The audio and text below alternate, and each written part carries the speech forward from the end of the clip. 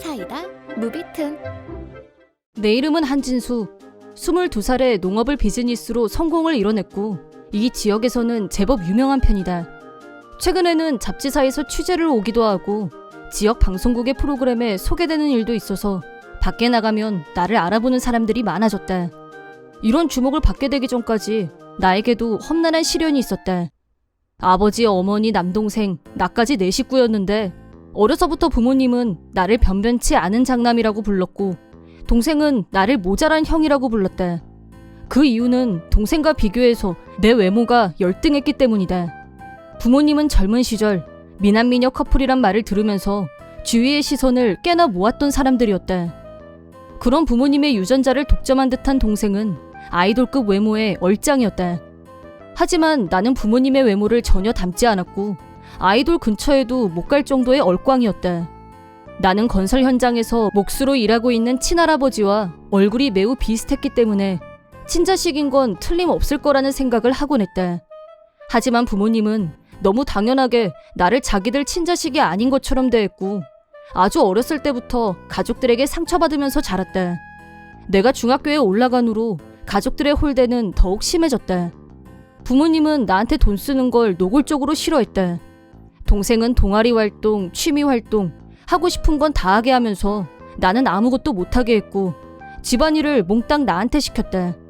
고등학교에 진학할 무렵이 됐을 때는 의무교육도 아니니까 학교는 됐고 넌 돈이나 벌어 라며 진학을 막았고 결국 나는 고등학교를 포기하고 직업전선에 뛰어들었다. 그 무렵 길거리에서 우연히 친할아버지와 마주치게 됐다. 내가 아주 어렸을 때 아버지가 할아버지 명의로 사전에 말도 없이 돈을 빌린 게 들켜서 난리가 났었고 그 뒤로 할아버지한테 절연당한 상태였다. 벌써 10년이나 안 만났는데도 할아버지는 나를 바로 알아봐 주셨다. 내가 인사하자 달려오셔서 내 머리를 쓰다듬으며 잘 있었어? 보고 싶었다 라면서 진심으로 반가워하셨다. 몇 학년이냐고 묻길래 고등학교에 못 가고 직장을 구하러 다니는 중이라고 하자 할아버지는 그럼 내 밑에 들어와서 일해라. 네 아빠한테는 비밀이다 라고 하셨다. 가족들에게는 비밀로 하고 할아버지 밑에서 몫으로 일하게 됐는데 적응하기까지 일이 끝나면 늘 녹초가 됐다. 힘겨워하는 나에게 할아버지가 열정적으로 목수일을 가르쳐주신 덕분에 20살이 됐을 무렵에는 거뜬히 제 몫을 해내는 몫으로 성장해 있었다. 일을 시작한 후로는 아침 일찍 집에서 나와서 저녁은 할아버지 댁에서 먹고 돌아갔기 때문에 가족들과는 얼굴 부딪힐 일도 없었고 난생 처음 스트레스 없는 생활을 보내고 있었다. 월급은 부모들한테 깡그리 빼앗겼기 때문에 수중에 돈은 한 푼도 없었지만 점심에는 할머니가 만들어주신 도시락이 있었고 저녁 역시 할머니의 맛있고 따뜻한 밥을 매일 먹을 수 있었기 때문에 아무런 불만 없이 하루하루 충실하게 보냈다. 하지만 그런 생활도 그리 길게 가진 않았다. 내가 겨우 숙련된 목수가 된 20살 때 할아버지가 병으로 왼손에 마비가 오고 말았다. 다행히 오른손잡이여서 재활치료만 잘 받으면 일상생활에는 큰 지장이 없을 거라고 했지만 할아버지는 이미 정년퇴임을 넘긴 나이였고 목수일은 더 이상 계속하기 힘들다는 결론이 내려졌다. 진수야, 미안하다 라며 어깨가 축 처진 할아버지께 나는 걱정 마세요. 할아버지한테 많이 배워서 이제 다른 데 가서도 잘할 자신 있어요. 새 직장 구하면 돼요 라고 씩씩하게 할아버지를 안심시켰다. 하지만 사실은 불안해서 견딜 수가 없었다. 중졸인 나를 뽑아줄 회사가 과연 있을지 걱정과 불안이 엄습했지만 매일매일 열심히 직장을 알아봤다. 내가 새 직장을 구하는 동안 부모님은 너 왜 출근 안 해? 왜 맨날 집에만 있냐고? 라며 호통쳤다. 실직 상태라고 하자 버럭 화를 내면서 동생이 대학에 들어갔는데 네가 놀고 있으면 학비를 어떻게 내냐면서 매일 욕하고 못살게 굴었다. 얼른 새 직장을 구해야겠다는 생각은 굴뚝 같았지만 직장을 구하는 일은 그렇게 쉬운 일이 아니었고 실직하고 벌써 2달이 지나가고 있었다. 그러던 어느 날 직업 소개소에 가려고 준비하고 있는데 아버지가 갑자기 나를 붙잡더니 너 나 좀 잠깐 따라와 라고 하면서 무작정 차에 태웠다. 연달아서 어머니와 동생도 타더니 양쪽에서 내 팔을 꽉 잡고 움직이지 못하게 했다. 영문도 모른 채 어디론가 끌려가는 기분이었고 한참을 달리자 험악한 산길로 들어섰대. 차를 세운 후 아버지가 여기 어디쯤이었던 것 같은데? 저기다! 라면서 가리킨 곳은 다 쓰러져가는 오두막이었대.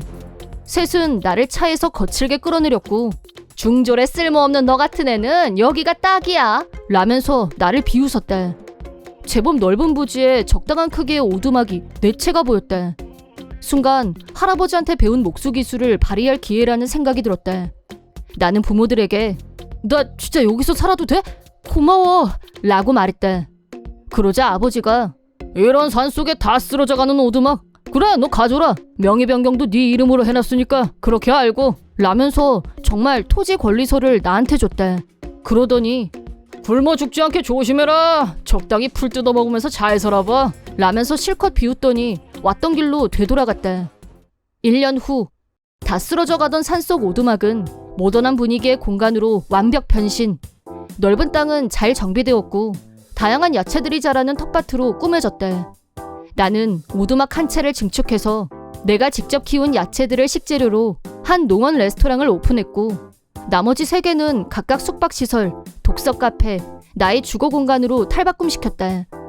넓은 토지를 안 쓰고 그냥 두기 아까워서 바비큐, 캠핑장으로 개조해서 오픈했고 여름에는 아마추어 가수들을 모아서 페스티벌을 개최하기도 했다.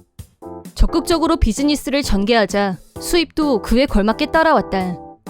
어느덧 나는 사업가로서 이 지역에서 이름을 날리게 됐다. 정신없이 바빴지만 알차게 하루하루를 보내던 어느 날 부모들과 동생이 탄 차가 부지 안으로 들어왔다. 손님들로 북적북적한 내 가게들을 보더니 이게 어떻게 된 일이야? 이게 다 뭐야? 라고 외쳤다. 내가 지금까지의 경위를 설명하자 아버지는 이 땅을 너한테 준 사람은 나야. 그럼 이 입금을 나한테 넘겨야지 라며 급 흥분했다. 그때였다. 가게 안에서 누군가가 걸어 나왔다. 누군지 알아본 아버지는 여기를 어떻게 라며 당황한 것 같았다. 누군가란 바로 할아버지와 할머니였다. 실은 아버지한테 난데없이 땅을 받은 후 곧바로 가게를 열어볼 생각이라고 할아버지 할머니께 상의한 결과 두 분이 물심양면으로 돕겠다고 나서주셨다. 할아버지는 목수일의 일선에서는 물러나셨지만 오두막 리폼 정도는 아직 할 수 있다면서 망치와 못을 다시 드셨다. 할머니는 요리라면 자신 있다면서 레스토랑을 오픈하면 요리사라고 부르라며 의욕을 불태우셨다. 셋이 힘을 합쳐 시작한 사업은 일손이 점점 필요해질 정도로 번창했고 금방 노인이나 전업주부들을 알바로 고용했다. 지금은 차를 타고 멀리서도 올 정도로 꽤 유명한 장소가 됐다. 가게에서 나온 할아버지는 아버지를 보자마자 네가 여길 어디라고 찾아와? 자식 갖다 버릴 땐 언제고 무슨 염치로 진수를 찾아왔어? 썩 꺼져! 라고 호통치면서 돌아가라고 하셨다. 이어서 할머니도 너하고는 10년도 더 전에 절연한 사이야. 여기는 우리 부부하고 진수가 사는 집이기도 해. 다시는 얼씬거리지 마라! 라고 하더니 손수 차문을 열고 세 사람에게 어서 타라고 했다. 부모들은 할아버지 할머니를 보더니 예전에 빚을 몽땅 떠넘겼던 문제까지 다시 불거질까봐 겁이 났는지 순순히 돌아갔다. 그 후 부모들은 자기들 힘만으로는 동생 대학 뒷바라지할 능력이 안 돼서 동생은 대학을 그만둘 수밖에 없었다고 한다. 그 일로 동생은 부모를 원망했고 집에만 틀어박혀서 성질만 내고 있다고 한다. 부모들은 험악해진 동생한테 벌벌 떨면서 몸에 상처가 떠나지 않는 비참한 생활을 하게 되고 말았다. 결국 매일 다치고 병이 나는 아버지를 두고 회사에서도 이상한 소문이 돌고 수군거리자 견딜 수 없어서 자진 퇴사했다고 한다. 어머니는 생활비를 벌기 위해 술집에서 알바를 시작했다는데 지나친 음주로 몸이 말이 아니라고 한다. 동생은 집에서 한 발자국도 안 나가는 건 물론 씻지도 않고 망가져가고 있다고 한다. 한편 나는 가게가 번성하면서 인기 장소가 됐고 여러 사람들과 만나면서 언제나 웃음이 끊이지 않는 인생을 살고 있다. 할아버지 할머니도 이렇게 행복한 노후가 기다리고 있을 줄은 생각지도 못했었다면서 나한테 고맙다고 하셨다. 나 역시 어려울 때마다 내 편이 되어주신 할아버지, 할머니께 언제나 감사하는 마음이다. 두 분이 오래오래 건강하게 사시도록 잘 모셔야겠다고 다짐을 해본다. 이번 영상은 어떠셨나요? 재밌게 보셨다면 구독, 좋아요에 댓글까지 달아주시면 감사하겠습니다. 그럼 다음 영상에서 만나요.